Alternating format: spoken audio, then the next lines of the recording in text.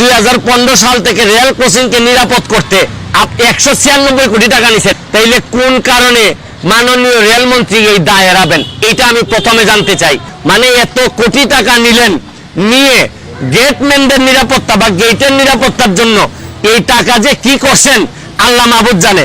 আপনাদেরকে আরেকটা কথা বলতে চাই, মাননীয় রেলমন্ত্রী আর বাংলাদেশের রেলগুলো দেখলেই দেখবেন একদম পুরাতন। মাননীয় রেলমন্ত্রীর শরীরের অবস্থা আর রেলের অবস্থা প্রায় সেম, যার কারণে দুইটাই বড় কষ্ট হইতেছে চলতে। আমি বলছি না যে মানুষ বয়স বেশি হইলেই দুর্বল হয়ে যায়, কিন্তু মনের মধ্যে যে শক্তিটা থাকতে হয় এটা আমাদের এই মাননীয় রেলমন্ত্রীর নাই। অনেক বুড়া বয়সের মানুষের মধ্যেও অনেক তারুণ্য থাকে, কিন্তু এটা ওনার মধ্যে নাই।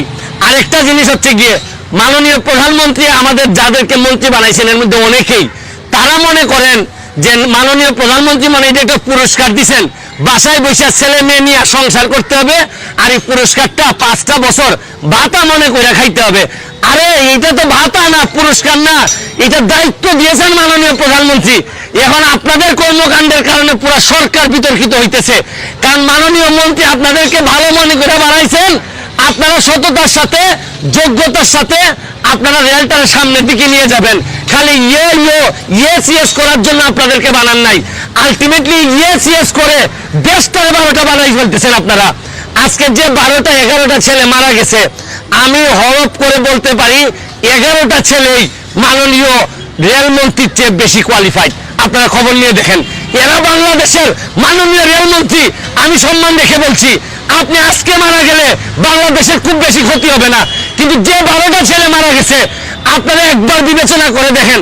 আজকে আমার ভাই যে ছেলেটার মা বাবা জানে কি হারাইছে, একমাত্র এই ছেলেটা ইনকাম করার সম্ভাবনা ছিল, এরা জানে কি হারাইছে। গেটম্যানের মামলা দিয়ে মনে রাখেন দুনিয়াতে রাজত্ব করতেছেন। তো আপনারও তো রেলমন্ত্রী, মাননীয় রেলমন্ত্রী, আপনারও ছেলে মেয়ে আছে, ব্যারিস্টার বানাইছেন, সুরক্ষিত করছেন এদেরকে, কিন্তু কাদেরকে অরক্ষিত করে দিচ্ছেন একবার বিবেচনায় নেন। আমার কথা পছন্দ হবে না, আমারে ধ্বংস করে দেন, কিন্তু নিজেরা শুধরাই যান। বঙ্গবন্ধুর সোনার বাংলা আপনাদের মতো লোকদের দিয়া যদি আরো 500 বছরে যায় তাও এই সোনার বাংলা হবে না। এই ফ্যামিলিগুলোর ক্ষতিপূরণ কে দিবে? এই 11টা ফ্যামিলি রাস্তায় বসে যাবে। এদের দায় যদি রাষ্ট্র নিতে না পারে, এই দেশ মানুষ কোনদিন এই দেশে মানুষের দেশপ্রেম হবে না। এরপর মাননীয় প্রধানমন্ত্রীর কাছে বলি, এইসব বলদ দিয়ে হাল চাষ হয় না। মাননীয় প্রধানমন্ত্রী এদেরকে বদলাইয়া ভালো লোক, বঙ্গবন্ধুর আদর্শের প্রকৃত যোগ্যতা সম্পন্ন তরুণদেরকে দিয়ে এগুলো চালান, তাইলে দেখবেন দেশটা আগাবে। ভালো থাকুন, সুস্থ থাকুন। ধন্যবাদ মাননীয় সদস্য, মাননীয় মন্ত্রী। মাননীয় স্পিকার, এই আখাউড়া থেকে সিলেট রেলপথটি ডবল গেজ করার জন্য এর আগেই টেন্ডার হয়েছিল, কিন্তু করোনাকালীন সময়ে এটা পিছিয়ে যায়। এটা নিয়ে এখন কাজ চলছে। এটা দ্রুত এই রেল লাইনের কাজ সম্পন্ন করার জন্য আমরা চেষ্টা করছি। আমাদের সংসদ সদস্য বলেছেন যে উনি জানেন যে রেলওয়েতে লোকবলের অভাব রয়েছে, আমাদের স্টেশন মাস্টারের অভাব রয়েছে, গার্ডের অভাব রয়েছে। মাননীয় প্রধানমন্ত্রী অতি দ্রুত লোকবল নিয়োগ করে তাদের প্রশিক্ষণের মাধ্যমে এই স্টেশনগুলো চালু করার ব্যবস্থা করতে নির্দেশ দিয়েছেন।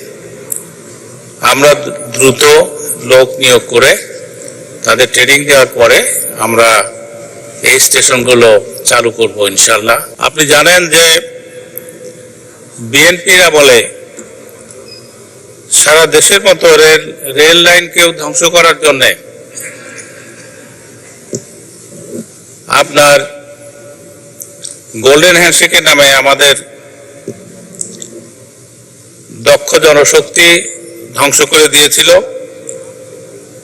এবং আমাদের অনেক রেল লাইন তারা তুলে নিয়ে গিয়েছিল বন্ধ করে দিয়ে। আমাদের মাননীয় প্রধানমন্ত্রী ক্ষমতা গ্রহণের পরে রেলপথ সম্প্রসারণের জন্য ব্যবস্থা করেছেন। আমাদের নতুন নতুন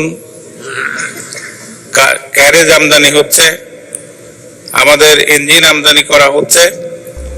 দর্শক, এবার সংসদে রেলমন্ত্রীকে কঠিন ধোলাই করলেন ব্যারিস্টার সুমন। রেলমন্ত্রীর সকল দুর্নীতি ফাঁস করে দিয়েছে সংসদে এবার ব্যারিস্টার সুমন।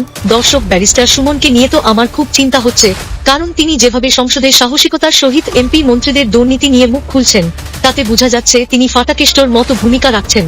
পুরো সংসদ জেগে উঠেছে ব্যারিস্টার সুমন এর প্রতিবাদ দেখে। কি পরিমাণ সাহস হলে এইভাবে সত্য প্রচার করতে পারে, এটা কি ভাবা যায়? দর্শক, আপনারা ভালো করেই জানেন, চট্টগ্রামের মিরসরাইয়ে ক্রসিং পার হওয়ার সময় একটি মাইক্রোবাসে ট্রেনের ধাক্কা লেগে অন্তত 11 জন নিহত হয়েছেন। এই দুর্নীতি থেকে মন্ত্রী বাঁচার জন্য গেটম্যানকে ফাঁসিয়ে দেন, কিন্তু এই ঘটনায় গেটম্যানের কোন দোষ ছিল না, কারণ সবকিছুই নষ্ট ছিল। তাই তো তার প্রতিবাদ নিয়ে এবার সংসদে ঝড় তুলে দিলেন ব্যারিস্টার সুমন ভাই।